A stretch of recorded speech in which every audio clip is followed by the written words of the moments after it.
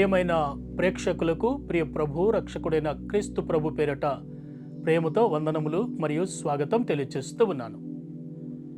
అనేక ప్రేక్షకులు అడుగుచున్నటువంటి ప్రశ్నలకు సమాధానం ఇవ్వవలసినదిగా ఈ కార్యక్రమమును బైబిల్ ట్రూత్స్ లేక బైబిల్ సత్యములు అనే కార్యక్రమమును మీ ముందుకు మేము అందిస్తూ ఉన్నాం.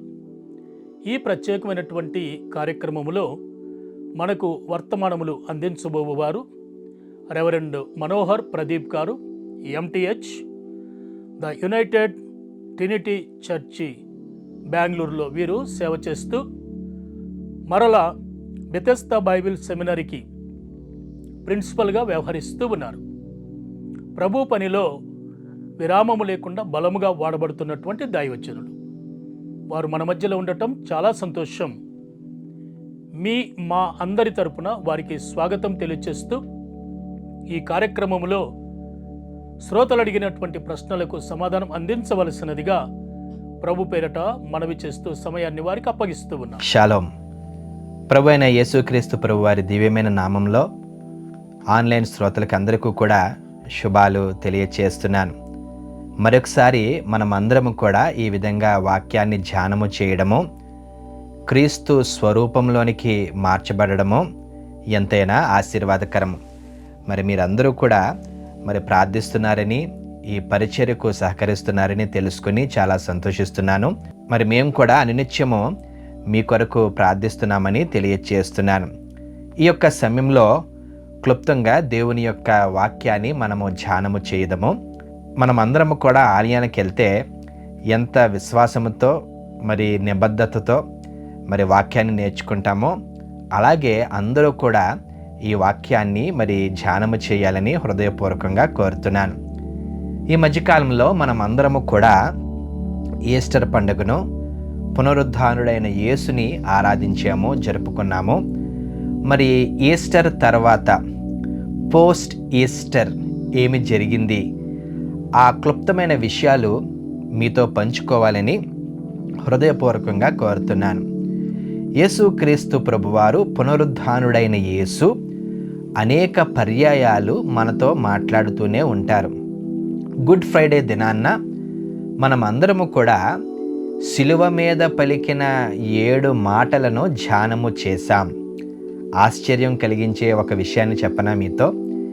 శిలువ మీద ఎలాగైతే 7 మాటలు పలికాడో, శిలువ మీద నుండి దిగివచ్చి పునరుద్ధానుడైన యేసు కూడా పునరుద్ధానుడుగా 7 మాటలు పలికినట్లుగా దైవ వర్తమానాల ద్వారా మనం అర్థం చేసుకోవచ్చు. అన్నీ ధ్యానము చేయడానికి మనకి అవకాశం లేదు, కానీ కొన్ని విషయాలు మాత్రమే మీతో నేను ఈ యొక్క సమయంలో పంచుకుంటాను. యేసుక్రీస్తు ప్రభువారు పునరుద్ధానుడైన తర్వాత, మరణాన్ని జయించిన తర్వాత, మరణపు ముళ్ళును విరగ్గొట్టిన తర్వాత అనేక పర్యాయాలు అనేక మంది శిష్యులకు కనిపించాడు, మాట్లాడాడు. తనను తాను ఆ యొక్క సజీవుడిగా ప్రత్యక్షపరుచుకున్నాడు. ఈరోజు చాలా క్లుప్తంగా పునరుద్ధానుడైన యేసు యొక్క దర్శనాలు, అంటే అపిరెన్సెస్ ఆఫ్ జీసస్ పోస్ట్ రిజరక్షన్. యేసుక్రీస్తు ప్రభువారు పునరుద్ధానుడైన తర్వాత ఎన్నిసార్లు కనిపించాడు, ఎవరికి కనిపించాడు, కనిపించి ఏం మాట్లాడాడు, ఆ సందర్భాల ద్వారా ఈరోజు మనము ఏమి అర్థం చేసుకోవచ్చు, ఆ విషయాల్ని మీతో నేను క్లుప్తంగా పంచుకుంటాను. దయచేసి అందరూ చూడాలని కోరుతున్నాను. మొట్టమొదటిసారిగా దేవాది దేవుడు పునరుద్ధానుడైన తర్వాత మగ్దలేనే మరియకు కనిపించినట్లుగా యోహాను సువార్త 20వ అధ్యాయము 11 నుండి 18 వచనాలు చూస్తే మనకి అర్థమవుతుంది. రెండవసారి కూడా ఏంటండి, ముందుసారి స్త్రీకి కనిపించాడు, రెండవసారి కూడా మరలా స్త్రీలకే కనిపించాడు. మత్తయి సువార్త 28వ అధ్యాయము 9 నుండి 10 వచనాలు కానీ మనం చదివితే ఇంకొంతమంది స్త్రీలకు దేవుడు కనిపించాడు. కొంచెం ఆశ్చర్యంగా ఉంది కదా. దేవాది దేవుడు మొట్టమొదటిసారిగా శిష్యులకు కాదు, మగవారికి కాదు, కానీ ఆడవారికి కనబడి మాట్లాడినట్లుగా మనము చూస్తాం. మూడవసారి దేవుడు ఎప్పుడు కనిపించాడంటే ఇద్దరు శిష్యులకి. నేను బలంగా నమ్ముతాను, ఒక మగ ఒక ఆడ అనగే ఒక దంపతులకి కనిపించాడు. లూకా సువార్త 24వ అధ్యాయము 13 నుండి 35 వచనాలు చదివితే ఈ అమ్మాయి ప్రయాణం గురించి మనము చూస్తాం. మూడవసారి కూడా దేవాది దేవుడు కనిపించినట్లుగా వారితో మాట్లాడినట్లుగా మనము చూస్తాం ప్రియులారా. నాలుగవసారి ఈసారి ఎవరికి కనిపించాడనంటే ఈసారి ఒంటరిగా ఉన్న పేతురికి కనిపించాడు. లూకా సువార్త 24వ అధ్యాయము 34వ వచనాన్ని చూస్తే పేతురు ఒంటరిగా ఉన్నప్పుడు ఒంటరిగా పేతురికి కనిపించడం జరిగింది, మాట్లాడడము జరిగింది. అలాగే ఐదవసారి అండి, ఈసారి తోమా లేకుండా మన భారతదేశానికి వచ్చిన తోమా, డౌటింగ్ థామస్, ఈ డౌట్ పడిన మరి ఆ యొక్క తోమా లేకుండా ఉన్నప్పుడు ఒకసారి శిష్యులకు కనిపించాడు. యోహాను సువార్త 20వ అధ్యాయము 19 నుండి 23 వచనాలు. ఆరవసారి ఈసారి ఎంతమందికి కనిపించాడంటే ఈసారి తోమాతో కలిసి ఉండగా ఈ 8 రోజుల తర్వాత, అనగా ఈ యొక్క జెరూసలేములో 8 రోజుల తర్వాత తోమా ఉన్నప్పుడు మరలా శిష్యులకి కనిపించాడు. ముందేమో తోమా లేనప్పుడు కనిపించాడు, మరలా ఈసారి తనలో ఉన్న ఈ డౌట్ని తీసివేయడానికి ఈసారి తోమా ఉన్నప్పుడు కనిపించాడు. మరలా 7వసారి ఎప్పుడు కనిపించాడంటే శిష్యులందరూ కూడా ఈ గలిలీ సముద్రం దగ్గర ఉన్నప్పుడు శిష్యులకు కనిపించాడు. 8వసారి ఈసారి 11 మంది శిష్యులు ఆ గలిలీ ప్రాంతంలో ఉన్నప్పుడు కనిపించడం జరిగిందండి. ఇంకొంచెం మనం ముందుకు వెళ్ళగలిగినట్లయితే తర్వాత సువార్తల్లో ఈ విషయం రాయలేదు, కానీ అపొస్తలుడైన పౌలు కొరింథీయులకు రాసిన మొదటి పత్రిక 15వ అధ్యాయము 6వ వచనంలో 500 మందికి కనిపించినట్లుగా మనము చూస్తాం. ఇంకా ఉన్నది. తర్వాత యేసుక్రీస్తు ప్రభువారు తన తమ్ముడు అనగా జేమ్స్కి, యాకోబుకి మరి కనిపించినట్లుగా అదే భక్తుడు మొదటి కొరింథీయులకు రాసిన పత్రిక 15వ అధ్యాయము 7వ వచనంలో చూస్తాం. ఇంకొంచెం మనం ముందుకు వెళ్ళినట్లయితే అపొస్తల కార్యములు 1వ అధ్యాయము 3వ వచనంలో ఈ ఆరోహణము అవ్వక ముందు శిష్యులందరినీ కలిసి మాట్లాడినట్లుగా మనము చూస్తాం. మీరు గమనించాలని కోరుతున్నాను. దాదాపు మరి 10 సందర్భాలు 11 సందర్భాలు మీతో నేను పంచుకున్నాను. మీకు ఏవైనా ఒక స్ట్రక్చర్, ఒక పద్ధతి, ఒక క్రమం కనిపించిందా? కనిపిస్తే మీరు ధన్యులండి. ఎందుకంటే వీళ్ళందరూ కూడా ఇండైరెక్ట్గా కాదు కానీ డైరెక్ట్గా యేసుక్రీస్తు ప్రభువుతో అనుసంధానము కలిగి ఉన్నవారు. హల్లెలూయా. యేసుక్రీస్తు ప్రభువారు దాదాపు 10 నుండి 12 సార్లు శిష్యులకి కనిపించారు, మాట్లాడారు. ఎందుకు పిలాతుతో కనబడలేదు? ఎందుకు పిలాతు భార్యకి కనబడలేదు? ఎందుకు రోమా చక్రవర్తులకి కనబడలేదు? ఎందుకు ఆ సైనికులకి కనబడలేదు? వీళ్ళందరూ కూడా మరి ఎలాగో ఒకలాగా క్రీస్తుని హింసించిన వారే, బాధ పెట్టిన వారే, ఎలాగో ఒకలాగా అనుసంధానం కలిగి ఉన్నవారే కదా. కానీ పైన చెప్పబడిన ఈ ఉదాహరణలన్నీ కూడా ఈ వ్యక్తులు అనగా మగ్దలేనే మరియ నుండి ఆఖరిగా ఈ శిష్యుల వరకు, శిష్యులు కాని అమ్మాయి ప్రయాణము చేస్తున్న దంపతులతో, వీళ్ళందరితో కూడా దేవుడు కనిపించి మాట్లాడాడంటే వీళ్ళందరూ కూడా దేవుడితో కనెక్ట్ అయ్యి ఉన్నవారు, అనుసంధానము కలిగి ఉన్నవారు. కాబట్టే దేవుడు వారికి కనిపించాడు, వారితో మాట్లాడాడు. ఆత్మీయ సత్యం ఒకటి నేను జ్ఞాపకం చేస్తున్నాను. అనుసంధానము కలిగి ఉంటే కనిపిస్తాడు, మాట్లాడతాడు. దేవుడితో సరైన సంబంధం లేకపోతే కనబడడు, మాట్లాడడు. ఇలా కూడా మనం అర్థం చేసుకోవచ్చు కదండి. అవును, దేవాది దేవుడు ఎంతమందికి కనిపించాడంటే వాళ్ళందరూ కూడా ప్రభువుని వెతికిన వారు, ప్రభువు కొరకు మాట్లాడుతున్నవారు, ప్రభువు కొరకు జీవిస్తున్నవారు, ప్రభువు కొరకు ఏదైనా సాధించుదామనేటువంటి మనసును కలిగి ఉన్నవారు. 7 దెయ్యములు పట్టిన ఆ స్త్రీ మరి ఎందుకు దేవుణ్ణి కనబడేలాగా తన ప్రసన్నం చేసుకున్నదంటే తను సాక్ష్యాన్ని కలిగి ఉన్నదండి. మనం ముందుకు వెళ్దాము. ఈ 11 సార్లు దేవుడు అనేక మందికి దర్శనమిచ్చి అనేక మందితో మాట్లాడాడు. క్లుప్తంగా మరి 3-4 విషయాలు మాత్రమే చెప్పి మరి నేను ముగిస్తాను. ముందుగా మగ్దలేనే మరియకు కనిపించాడని ఆ పరిశుద్ధ లేఖనాలు మనకి తెలియచేస్తున్నాయి. ఈ మగ్దలేనే మరియా ఎవరు అని ఆలోచన చేస్తే, యేసుక్రీస్తు ప్రభువారు ఈ స్త్రీని ముట్టి 7 దెయ్యములను తన నుండి తొలగించారు. అందుకని మొట్టమొదటిసారిగా ఈ స్త్రీకి కనిపించడం మరి మనకి ఆశ్చర్యం వేస్తుంది.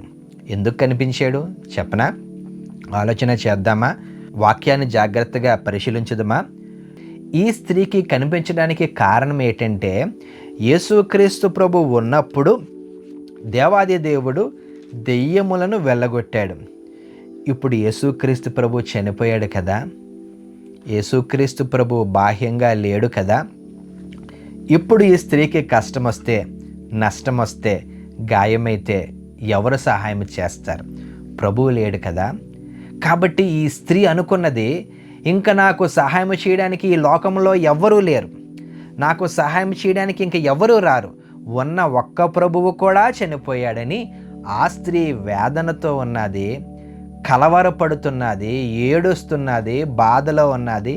ఎవ్వరికీ చెప్పుకోలేని స్థితి ఈ స్త్రీకి ఉన్నది.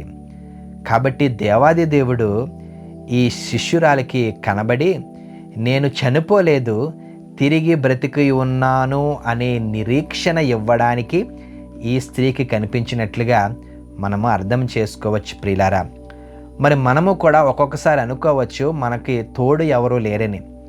ఉన్న ఒక్క సహాయము పోయింది, ఉన్న ఒక్క ఉద్యోగము పోయింది, ఉన్న ఒక్క రక్త సంబంధి పోయాడు, ఉన్న ఒక్క స్నేహితుడు పోయాడు, ఉన్న ఆస్తి పోయింది, ఎలాగాని మనం అనుకుంటాం.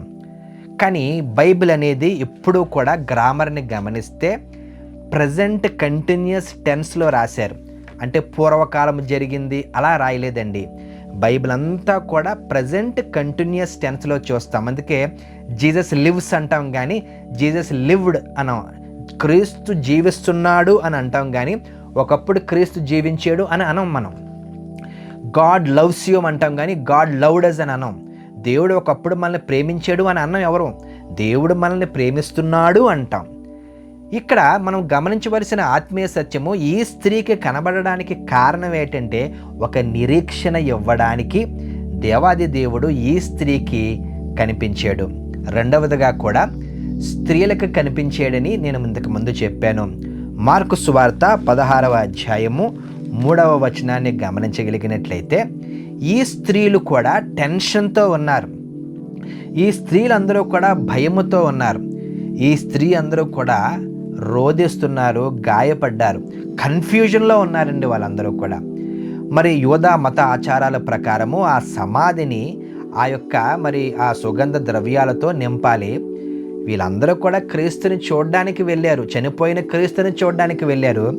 కానీ దారిలో మాట్లాడుకుంటున్నారు, అవును కదా నిన్న క్రీస్తుని చంపేశారు, ఆ యొక్క గుహలో పాతిపెట్టారు, ఆ గుహ ముందు పెద్ద రాయి ఉన్నది కదా, మనమేమో స్త్రీలము కదా, ఆ స్త్రీలు అనుకుంటున్నారు మేము వీక్గా ఉన్నాం కదా, ఈ పెద్ద బండరాయిని ఎవరు తొలగిస్తారు అని టెన్షన్ పడుతూ వాళ్ళు వెళ్తున్నారు. ఆ పెద్ద బండరాయి అడ్డుగా ఉన్నదని వారు తలస్తున్నారు. కానీ వెళ్ళేసరికి ఏమైందో తెలుసా? ఆల్రెడీ ఆ పెద్ద బండరాయి తొలగించబడి ఉన్నది. ఈ స్త్రీలు డౌట్తో వెళ్తున్నారు. కానీ దేవుడు he's the prince of peace, he's not the author of confusion.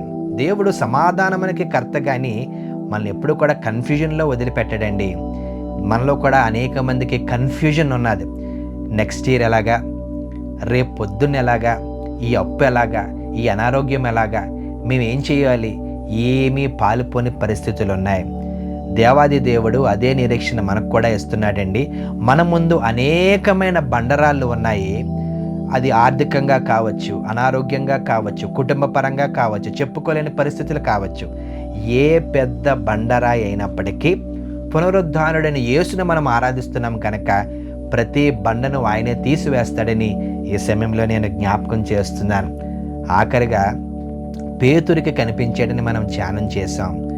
ఎందుకు పేతురికి కనబడాలా? 12 మందికి ఒక్కొక్కరికి కనబడాలి కదా? కాదండి, పేతురు ఒక్కడు మాత్రమే పశ్చాత్తాపపడి కన్నీరు కారుస్తూ తన ఇంటిలో, తన గృహంలో, ఒక్క గదిలో ఏడుస్తున్నాడు. పశ్చాత్తాపం పడుతున్నాడు గనకే ప్రభువు వచ్చాడు, మాట్లాడాడు.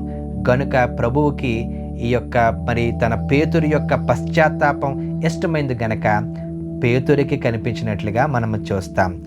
మనమందరం కూడా ఒక్కొక్కసారి తప్పిపోయిన వారమే.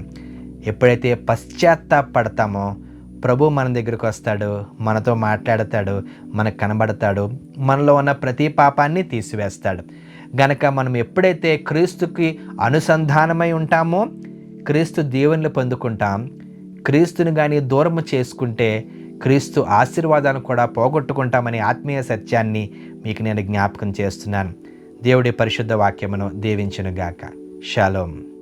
ప్రియమైన ప్రేక్షకులారా, ఇంతవరకు మీరు వినిన ఈ కార్యక్రమం మీకు దీవెనకరంగా ఉన్నదని నేను నమ్ముతూ ఉన్నాను.